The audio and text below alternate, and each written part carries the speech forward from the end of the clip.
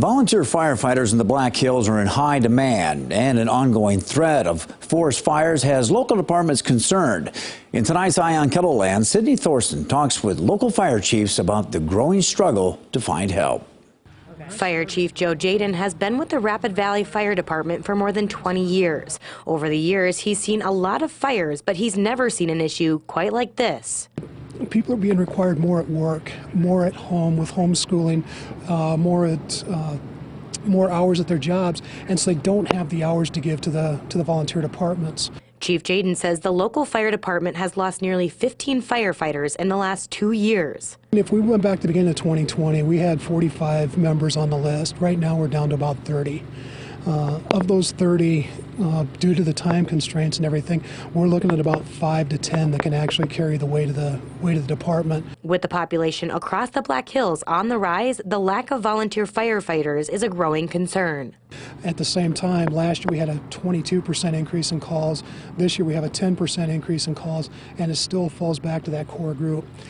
This is not unique to Rapid Valley. Every department, whoever you talk to, can tell you the same story, that they're trying to do. Unfortunately, the old adage of doing more with less is becoming very evident and very realistic. Things have just changed. We don't have the volunteers we do, and everything's getting more expensive. The funding is getting extremely, or the cost of doing business is getting very high with the fire service. It always has been. We've always made do, but we're at a tipping point. About 90% of the local fire departments here in South Dakota are volunteer, which means a vast majority of the firefighters are not getting paid. The biggest concern is it's people power in the station and getting an appropriate response out that we can safely respond to and cover. Again, we have to have so many people need to respond and have a safe response, especially on structure fires. Matt Spring is the assistant chief of the Custer Volunteer Fire Department, which now has less than 30 firefighters. My biggest fear, if we don't have more support for more firefighters, to help out, and financial support, I think a lot of these fire departments, 3 to 5 years, especially in Custer, we might have to close the doors. This past year, the departments responded to a record number of calls. And our runs have increased 40% this year.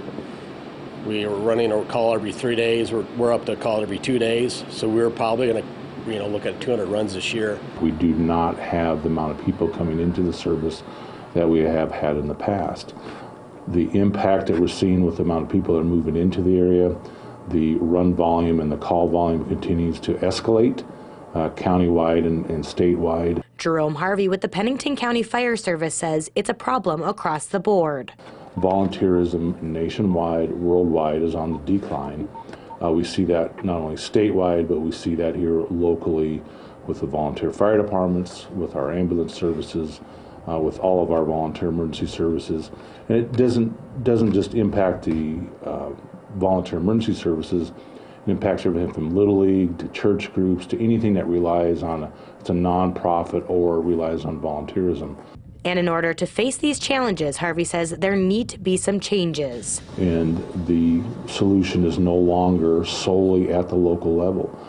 In this case, in South Dakota, the fire departments that are here in South Dakota are the state's fire department. And the state itself needs to look at this serious and realize that the critical infrastructure to support those things and the explosion of people and demand on services is not keeping pace with our ability to provide for that through our volunteers. As far as a leader in the department and other leaders in this county, that's a great concern. With Eye on Kettleland, I'm Sydney Thorson. The vast majority of these volunteer firefighters are not getting paid, so the fire departments still rely on many residents' funds and donations to keep them in operation.